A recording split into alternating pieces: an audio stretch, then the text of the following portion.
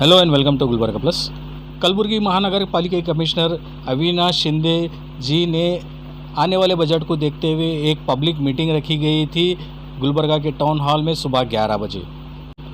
Meeting में कोई ना आने से मीटिंग पोस्टपोन कर दी गई। पब्लिक का कहना था अपने अपने एरिया से वो अपने इश्यूज़ लेकर आए थे, लेकिन सिटी कॉरपोरेशन के ऑफिसर वक्त पर ना आने से पब्लिक नाराज़ होकर वहाँ से चली गई। पब्लिक ने कहा मीटिंग रखकर अगर आप खुद वक्त पर नहीं आते तो मीटिंग रखने का मतलब क्या। आइए देखते हैं गुलबर्गा प्लस की एक रिपोर्ट। ಸಾರ್ವಜನಿಕ ನಾಗರಿಕ ಸಮಿತಿಗೆ ಅರ್ಜಿಗಳನ್ನು ಸಲ್ಲಿಸಿದ್ವಿ. ಇಡೀ ಕಲಬುರಗಿಯ ಹೆಚ್ಚು ಕಮ್ಮಿ ನಿಂತಿರೋದು ಮೇಲೆ 15ರಿಂದ 20,000 ಜನ ಅರ್ಜಿ ಸಲ್ಲಿಸಿರುವ ಸಮಿತಿಗಳು. ಅದು ಇಲ್ಲಿ ತನಕ 2022 ಸಲ್ಲಿಕೆ ಆಗಿದೆ. ಯಾಕಂದರೆ ಸಾರ್ವಜನಿಕರು ಆಮೇಲೆ ಮತ್ತೊಬ್ಬರು ಬಂದು ಇರಲಿಕ್ಕೆ ಇದು ಒಂದು. ಎರಡನೇದಾಗಿ ಸಾರ್ವಜನಿಕ ರಸ್ತೆಗಳಿದೆಯಲ್ಲ, ಮಹಿಳೆಯರಿಗೆ ಮೂಲ ಸೌಲಭ್ಯಗಳಿಲ್ಲ ಸರ್. ತಾವೆಲ್ಲ ನಾವು ಓಡಾಡ್ತೀವಿ, ಚೇಮ್ಸ್ ಆಸ್ಪತ್ರೆ ನಮ್ಮ ರಂಗಮಂದಿರ ಎದುರುಗಡೆ ನೋಡ್ಬೋದು. ನಮ್ಮ ಸಾವಿರಾರು ಮಹಿಳೆಯರು ಹೋಗ್ತಾ ಇರ್ತಾರೆ. ಅವರಿಗೆ ಒಂದು ತಾತ್ಕಾಲಿಕ ಶೌಚಾಲಯ ವ್ಯವಸ್ಥೆ ಮಾಡಿದ್ರೆ ಒಂದು ಮಹಾನಗರ ಪಾಲಿಕೆ ಎಲ್ಲೋ ಒಂದು ಕಡೆ ನೆಮ್ಮದಿ ಅದು ಹಿಡಿದ ಸರ್. ಮೂರನೇದಾಗಿ ಏನು ಅಂತಂದರೆ, ನನ್ನ ಪ್ರಮುಖವಾಗಿರ್ತಕ್ಕಂಥದ್ದು ಈ ಎಲ್ಲ ದೇಶದ ಜನ ಬಂದಾಗ ಶರಣನ ಗುಡಿಗೆ ಹೋಗೋದು, ಬುದ್ಧಿಯಾರ್ಗೆ ಹೋಗೋದು, ರಾಜಬನ್ನೇನ ಐತಿಹಾಸಿಕವಾಗಿರೋ ಸ್ಥಳಗಳಿವೆ. ನಮಗೆ ನಾಮಫಲಕಗಳಿಲ್ಲ ಸರ್. ಪ್ರವಾಸಿ ಹವ್ಯಾಸಿ ಪ್ರವಾಸ ಮಾಡಿದ್ದೆ ಸರ್. ಮೊನ್ನೆ ನಮಗೆಲ್ಲ ಮಾಹಿತಿ ಕೊಡ್ತಾ ಇದ್ದೀವಿ, ಅದನ್ನು ಮಾಡಬೇಕು. ಒಟ್ಟಾರೆ ಮುಂದಿನ ದಿನಗಳಲ್ಲಿ ಏನು ಅಹವಾಲು ಸ್ವೀಕಾರ ಮಾಡ್ತಾಯಿದ್ದೀವಿ ಎಲ್ಲ ಪತ್ರಿಕೆಗಳಿಗೆ ಕೊಡ್ರಿ ಅನ್ನೋದು ನಮ್ಮ ಮಾತು. ಇದಕ್ಕಿಂತ ಮುಂಚೆ ಒಂದು ತಾತ್ವಿಕ ಮೌಖಿಕ ಇದು ಮಾಡಿದೆ ನಾನು. ಆಯಿತು. ಫಸ್ಟ್ ನಿಮ್ಮದು ನೀವೇನು ಸ್ನೇಹಲ್ ಸರ್ ಇದ್ದಾಗ ದಯವಿಟ್ಟು ನೀವು ಒಂದು ಲಿಸ್ಟ್ ಕೊಡಿ. ಅದರಲ್ಲಿ ಕೆಲವೊಂದು ಕೆಲಸಗಳು ಆಗಿರ್ಬೋದು, ಆಗಲಾರದೇ ಇರ್ಬೋದು, ನಾವು ಅದು ಖಂಡಿತ ನೋಡ್ತೀವಿ. ಎರಡನೇದು ಪಬ್ಲಿಕ್ ಟಾಯ್ಲೆಟ್ಸ್ ಬಗ್ಗೆ ಜಿಮ್ಸ್ ಮುಂದೆ ನಾವು ಫೌಂಡೇಶನ್ ಹಾಕಿದ್ದೀವಿ, ನೋಡಿದ್ದೀರಾ ನೀವು. ಆಸ್ಪಿರೇಷನಲ್ ಟಾಯ್ಲೆಟ್ಸ್ದು ಫೌಂಡೇಶನ್ ಇದೆ ಅದು. ಬಟ್ ಅಪ್ಲಿಕೇಶನ್ ಬಂದಿದ ನಂತರ ನಾವು ಆ ಕೆಲಸ ನಿಂತಿದ್ದೀವಿ. DC ಆಫೀಸ್ ಮುಂದೆ ನಾವು ಹೊಸ ಟಾಯ್ಲೆಟ್ ಕಟ್ಟಿದ್ದೀವಿ. ಅದೇ ರೀತಿ ಆಸ್ಪಿರೇಷನಲ್ ಟಾಯ್ಲೆಟ್ಸ್ ಇನ್ನೂ 7 ಕಡೆ ನಡೀತಾ ಇದ್ದಾವೆ. ಟೋಟಲ್ 8 ಟಾಯ್ಲೆಟ್ಸ್ ನಾವು ರಾಮ ಮಂದಿರ್ ಸರ್ಕಲ್ ಆಗಲಿ, ಆಳಂದ್ ಕ್ರಾಸ್ ಆಗಲಿ, RTO ಆಫೀಸ್ ಆಗಲಿ, ಸಿಟಿ ಬಸ್ ಸ್ಟ್ಯಾಂಡ್ ಆಗಲಿ, DC ಆಫೀಸ್ ಮುಂದೆ ಆಗಲಿ, ಆಮೇಲೆ ಇನ್ನು 2 ಕಡೆ ನಡೀತಾ ಇದೆ. ಆಸ್ಪಿರೇಷನಲ್ ಟಾಯ್ಲೆಟ್ಸ್ ಮುಖಾಂತರ ನಾವು ಕನಿಷ್ಠ ಸೀಟ್ಸ್ ಅಂತ ನಾವು ಕೌಂಟ್ ಮಾಡ್ತೀವಿ. ಒಂದು 100 ಸೀಟ್ಸ್ದು ನಾವು ಅಷ್ಟಾದರೂ ಆಗಲಿ ಸರ್. ಮತ್ತು ಮೂರನೇದು ಏನು ಹೇಳಿದ್ದೀರಿ? ಹೌದು ಸರ್. ಇದು ನಾಮಫಲಕ NCAP ಅಂತ ಒಂದು ಸ್ಕೀಮ್ ಇದೆ, ನ್ಯಾಷನಲ್ ಕ್ಲೀನ್ ಏರ್ ಪ್ರೋಗ್ರಾಮ್. ಅದರಲ್ಲಿ ನಮಗೆ ದುಡ್ಡು ಇದೆ. ಅದರಲ್ಲಿ ನಾಮಫಲಕ ಸಲುವಾಗಿ ನಾವು ದುಡ್ಡು ಕೊಡ್ತೀವಿ. ಆ ಕೆಲಸ ಲೇಟ್ ಆದರೂ ಪರವಾಗಿಲ್ಲ. ಈ ಜಿಲ್ಲೆಯಲ್ಲಿ ಬೇಸಿಗೆದು ನಮ್ಮ ಇವರಿಗೆ ನಮ್ಮ ಪಬ್ಲಿಕ್ ರಿಪ್ರೆಸೆಂಟೇಟಿವ್ DC ಅವರು, ಮೊನ್ನೆ ಮಿನಿಸ್ಟರ್ ಅವರು, ನಾವು ಎಲ್ಲ ಸೇರಿ 3 ಜನ ಮೀಟಿಂಗ್ ಮಾಡಿದ್ವಿ ಎಲ್ಲ ಮಿನಿಸ್ಟರ್ ಅವ್ರ ಜೊತೆ. ಮತ್ತು ಮಂಗಳವಾರ ಸಾಯಂಕಾಲ ರಾತ್ರಿ ಅವರ ಅಧ್ಯಕ್ಷತೆಯಲ್ಲಿ ಮೀಟಿಂಗ್ ಆಗಿದೆ. ಅದಕ್ಕೆ ನಮ್ಮ ಹತ್ರ ಆ್ಯಕ್ಷನ್ ಪ್ಲಾನ್ ಇದೆ.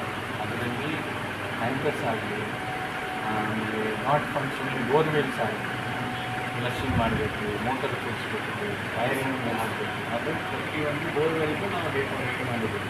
ಅದಕ್ಕೆ ದುಡ್ಡು ಎಷ್ಟು ಆ ದುಡ್ಡು ಎಸ್ಟಿಮೇಟ್ ಮಾಡಿಕೊಂಡು ನಾವು ಸಚಿವರ ಜೊತೆ ಚರ್ಚೆ ಮಾಡಿಕೊಂಡು ದುಡ್ಡು ಕಳಿಸಿ ಈ ಕೆಲಸನೂ ಆಗ್ತದೆ. ಕೊನೆಯದಾಗಿ ನಮ್ಮ ಅಪ್ಪ ಕೆರೆ ಜನ ಇವಾಗ ಎಷ್ಟು ಮಾಡಿದರೆ ಬುಧವಾರ ಇದ್ದೀವಿ ಅಲ್ವಾ?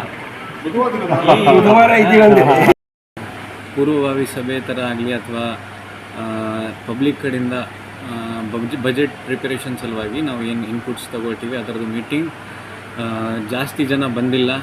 ಅದರ ಸಲುವಾಗಿ ನಾವು ಮುಂದುವರಿಸ್ತಾ ಇದ್ದೀವಿ. ಇವಾಗ ನಮ್ಮ ಕಡೆಯಿಂದ ನಾವು ಏನು ಮಾಡ್ತೀವಿ, ಈ ಡೇಟ್ ಬುಧವಾರ ಬೆಳಿಗ್ಗೆ 11 ಗಂಟೆಗೆ ಮತ್ತೊಂದು ಸಲ ನಾವು ಎಲ್ಲರಿಗೂ ಇನ್ವಿಟೇಷನ್ ಕೊಡ್ತಾಯಿದ್ದೀವಿ. ನಮ್ಮ ಕಲಬುರಗಿ ಜನರಿಗೆ ಎಲ್ಲರೂ ಬಂದು ತಮ್ಮ ತಮ್ಮ ಸಲಹೆ ಸೂಚನೆಗಳಾಗಲಿ ಅಥವಾ ಪ್ರಾಬ್ಲಮ್ಸ್ ಆಗಲಿ ನಮ್ಮ ಜೊತೆ ಶೇರ್ ಮಾಡಿ ನಾವು ಈ ಬಜೆಟ್ ಮುಖಾಂತರ ಅದು ಬಗೆಹರಿಸಲಿಕ್ಕೆ ಪ್ರಯತ್ನ ಮಾಡ್ತೀವಿ. ಮತ್ತು ನಾವು ಸೋಷಿಯಲ್ ಮೀಡಿಯಾ ಆಗಲಿ ಅಥವಾ ನಮ್ಮದು ಕಸದು ವೆಹಿಕಲ್ಸ್ ಆಗಲಿ ಆ ಮುಖಾಂತರ ನಾವು ಹೆಚ್ಚಿನ ಪ್ರಮಾಣದಲ್ಲಿ ಪ್ರಚಾರ ಪಡಿಸ್ತೀವಿ. ಆಮೇಲೆ ನೀವು ನಿಮ್ಮ ಸೂಚನೆ ಸಲಹೆಗಳನ್ನು ನಮ್ಮ ಮುಂದೆ ಇಡಲಿಕ್ಕೆ ಕಡ್ಡಾಯವಾಗಿ ಬುಧವಾರ 11 ಗಂಟೆಗೆ ಬೆಳಿಗ್ಗೆ ಬರಬೇಕು ಅಂತ ನಿಮ್ಮೆಲ್ಲರಿಗೂ ಮನವಿ. ಧನ್ಯವಾದಗಳು. ಸರ್, ಇವತ್ತು 11 ಗಂಟೆಗೆ ಇಟ್ಟಿದ್ರೆ ಈಗ ಪೋಸ್ಟ್ಪೋಂಡ್ ಆಗಿದ್ದ ಕಾರಣ ಏನು ಹೇಳ್ತೀರಾ? ಅದೇ ನಾನು ಈಗಾಗಲೇ ಹೇಳಿದ್ದೀನಿ, ಪಬ್ಲಿಕ್ ಟರ್ನ್ಔಟ್ ಲೋ ಇದೆ. ನಾವು ಸುಮ್ಮನೆ ಮಾಡೋಕ್ಕಿಂತ ಒಂದು ಚೆನ್ನಾಗಿ ಸರಿಯಾಗಿ ಮಾಡೋಣ ಅಂತ ನಮ್ಮದು ಉದ್ದೇಶ. ಎಲ್ಲರೂ ಸಮಸ್ಯೆಗಳಾಗಲಿ ಅಥವಾ ಸೂಚನೆ ಸಲಹೆಗಳೇ ಆಗಲಿ ನಮಗೆ ಬಜೆಟ್ ಪ್ರಿಪರೇಷನ್ ಸಲುವಾಗಿ ಬಹಳ ಮಹತ್ವಪೂರ್ಣ ಇರುತ್ತೆ. ಅದರ ಸಲುವಾಗಿ ನಾವು ಮತ್ತೊಂದು ಸಲ ಟೈಮ್ ಕೊಡ್ತಾಯಿದ್ದೀವಿ ಮತ್ತು ಪ್ರಚಾರ ಇನ್ನೂ ಹೆಚ್ಚಿನ ಪ್ರಮಾಣದಲ್ಲಿ ಮಾಡಲಿಕ್ಕೆ ನಾವು ಪ್ರಯತ್ನ ಮಾಡ್ತೀವಿ. ಆವಾಗ ಇದು ಸ್ವಲ್ಪ ಪರ್ಪಸ್ಫುಲ್ ಅಥವಾ ಯಶಸ್ವಿಯಾಗಿ ನಾವು ಮಾಡಿಸ್ಬೋದು ಅಂತ ನಮ್ಮದು ಆಸೆ ಇದೆ. ಅದರ ಸಲುವಾಗಿ ನಾವು ಇದು ಪೋಸ್ಟ್ಪೋನ್ ಮಾಡ್ತಾ ಇದ್ದೀವಿ. ಸರ್, ಈಗ ಸಾರ್ವಜನಿಕರು ಹೇಳ್ತಾ ಇದ್ದಾರೆ ಸಮಯ 11 ಗಂಟೆಗೆ ನಿಗದಿಯಾಗಿತ್ತು. ಇಲ್ಲಿ ಅಧಿಕಾರಿಗಳೇ ಎಲ್ಲೋ ಒಂದು ಕಡೆ ನಿರ್ಲಕ್ಷ್ಯನ ವಹಿಸಿ ಇಲ್ಲಿ ಅವರೇ ಹಾಜರಾಗಿಲ್ಲ ಅನ್ನೋಂಥ ಮಾತುಗಳು ಕೂಡ ಹೇಳ್ತಿದ್ದಾರೆ ಸರ್. ಅದ್ರ ಬಗ್ಗೆ ನಾವು ಪಬ್ಲಿಕ್ ಟರ್ನ್ಔಟ್ ಸಲುವಾಗಿ ವೇಟ್ ಮಾಡ್ತಾ ಇದ್ದೀವಿ. ಪಬ್ಲಿಕ್ ಟರ್ನ್ಔಟ್ ಜಾಸ್ತಿ ಆಗಲಿಲ್ಲ. ಪಬ್ಲಿಕ್ ಆಲ್ರೆಡಿ ಬಂದು ಹೋಗಿದೆ ಅಂತ ಹೇಳ್ತಾ ಇದ್ದಾರೆ, ಅಧಿಕಾರಿಗಳು ಬಂದಿಲ್ಲ ಅನ್ನೋಂಥದ್ದು ಆರೋಪ ಮಾಡ್ತಾ ಇದ್ದಾರೆ. 3 ಜನ ಬಂದಿದ್ರು, 3 ಜನ ಅವರು ಆನ್ ಪೇಪರ್ ಏನು ತಗೊಂಡು ಬರಲಿಲ್ಲ. ಅವರಿಗೆ ನಾವು ವಾಟ್ಸಪ್ ಮುಖಾಂತರ ಹಾಕಿ ಅಂತಲೂ ಹೇಳಿದ್ದೀವಿ. ಅವ್ರದ್ದು ನಂಬರ್ಸ್ ಮತ್ತು ಲಿಸ್ಟ್ ಅವ್ರ ಹತ್ರ ಇದೆ, ನಮ್ಮ ಆಫೀಸರ್ಸ್ ಕಡೆ ಇದೆ. ನಾನು ಮತ್ತೊಂದು ಸಲ ಹೇಳ್ತಾ ಇದ್ದೀನಿ, ಟರ್ನ್ಔಟ್ ಕಡಿಮೆ ಇದೆ.